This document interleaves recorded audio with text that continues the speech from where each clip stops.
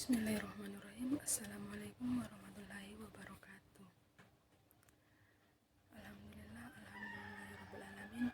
Puji syukur kita panjatkan kehadirat Allah Subhanahu wa taala atas berkat dan rahmatnya lah sehingga kita masih bisa melaksanakan perkuliahan pada hari ini. Baik, selamat pagi yang terhormat Ibu Fajriani Asis SPD MSI selaku dosen pengampu mata kuliah akuntansi keuangan lanjutan 1. Perkenalkan, nama saya Israwati dengan NIM 2109025000002, Prodi Pendidikan Akuntansi kelas A. Di sini saya akan memaparkan materi yang telah saya pilih, yaitu likuidasi berangsur dalam persekutuan. Di sini pertama-tama saya akan menjelaskan pengertian likuidasi dan likuidasi berangsur. Likuidasi merupakan proses pembubaran persekutuan ditandai penjualan aktiva non-kas dari persekutuan karena perusahaan persekutuan sudah tidak memungkinkan untuk melunasi kewajiban jangka pendek maupun jangka panjangnya. Dan operasional, perusahaan juga tidak menguntungkan sehingga terjadi pengunduran diri semua dan pembubaran perusahaan persekutuan. Sedangkan likuidasi berangsur adalah likuidasi yang nilai realisasi non-kasnya diketahui secara bertahap, sehingga realisasi juga dilakukan secara berangsur. Proses likuidasi kadang memakan waktu lama karena memerlukan prediksi dan proyeksi yang akurat untuk harga realisasi. Oleh karena itu, pembagian kas dapat dilakukan sebelum selesainya realisasi. Setelah semua hutang kepada pihak ketiga lunas, berarti ada sisa kas yang dapat dibagi dan menjadi hak sekutu. Kemudian, untuk melakukan besarnya pembagian kas ada dua cara, yaitu yang pertama membuat perhitungan pembagian dan kedua yaitu membuat program pembagian kas. Selanjutnya yaitu prosedur perhitungan pembagian kas, di mana prosedur tersebut terbagi menjadi 6, yaitu yang pertama mencatat realisasi aktiva non-kas yang berhasil dijual, yang kedua yaitu membebankan laba atau rugi akibat realisasi aktiva non-kas kepada modal masing-masing anggota. Ketiga, melunasi hutang-hutang dengan menggunakan kas yang ada. 4, apabila ada sebagian aktiva non-kas yang belum berhasil dijual, maka dianggap suatu kerugian dan membebankan kerugian tersebut kepada para anggota. Kelima, apabila ada biaya likuidasi yang timbul, biaya tersebut dibebankan kepada para anggota sesuai dengan perbandingan pembagian laba rugi. Dan yang keenam yaitu pembagian kas yang ada sebagai pengembalian modal kepada anggota-anggota yang mempunyai rekening modal bersaldo kredit atau tidak defisit. Di sini telah tertampil pada PPT, adapun contoh kasusnya di mana pada contoh kasus tersebut yang terjadi pada persekutuan ABCD, yang dimana dalam persekutuan ABCD ada dua yang di dalamnya itu aktiva dan pasiva, di mana pada aktiva terdapat beberapa akun, yaitu kas, piutang persediaan, dan aktiva tetap. Sedangkan pada pasiva yaitu hutang dagang, hutang pada tuan A, hutang pada tuan B, modal A, modal B, modal C, dan modal D. Adapun proses likuidasi yang berlangsung sejak tanggal 1 Januari tahun 2000 yaitu sebagai berikut. Pada bulan Januari 2001 terdapat piutang berhasil ditagih sebesar Rp17.500.000. Yang kedua yaitu aktiva tetap yang harga pokoknya 250 juta berhasil dijual seharga 300 juta.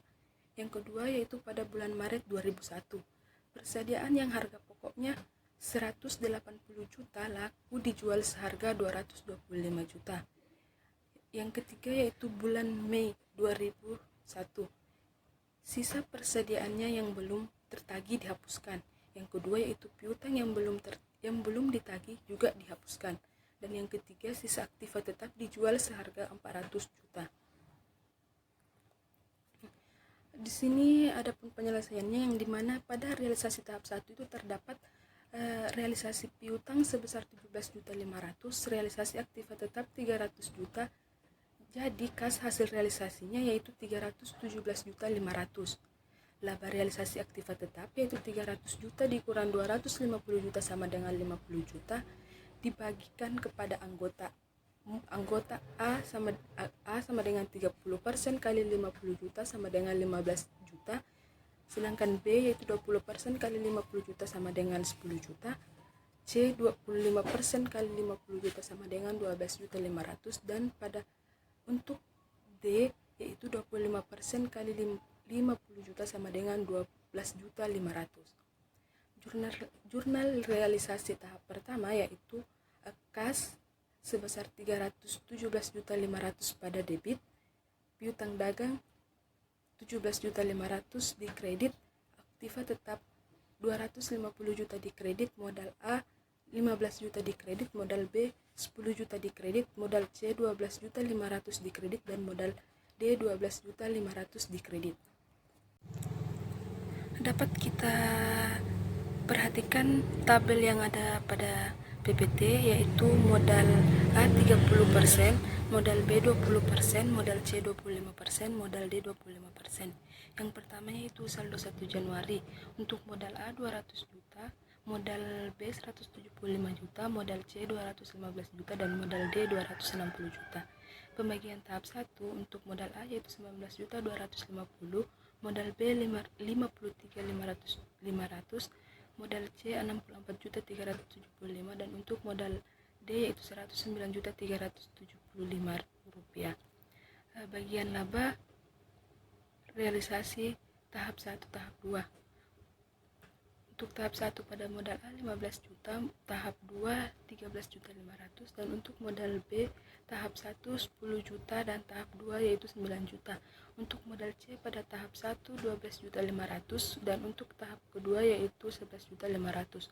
Untuk modal D pada tahap 1 12.500 dan untuk tahap kedua yaitu 11.250. Yang ketiga yaitu rugi aktiva non kas belum realisasi. Untuk modal A yaitu 141.750, modal B 94.500, modal C 118.125.000 rupiah, dan untuk modal D yaitu 118.125. Saldo 31 Maret yaitu 67.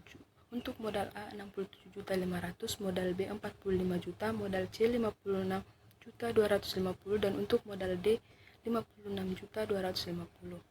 Adapun jurnal membagi kas yang ada yaitu modal A 19.250, modal B 54.500, modal C 64.375, dan modal D 109.375 di kredit di debit pada kas 247.500 di sebelah kredit. Untuk realisasi tahap ketiga yaitu terdapat piutang yang belum tertagih 2.500, persediaan yang belum terjual 20 juta, dihapuskan 22.500. Realisasi aktiva tetap 400 juta, harga pokok aktiva tetap 450 juta, dan kerugiannya yaitu 50 juta. Total kerugian 22.500 tambah 50 juta sama dengan 72.500. Jurnal realisasi tahap ketiga yaitu kas 400 juta, modal A 21.750, modal B 14.500, modal C 18.125, dan modal D 18.125 juta.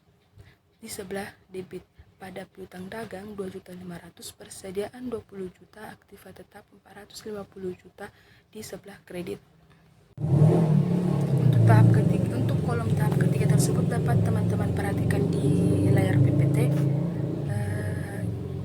Pengerjaannya sama persis seperti di tahap pertama dan tahap kedua.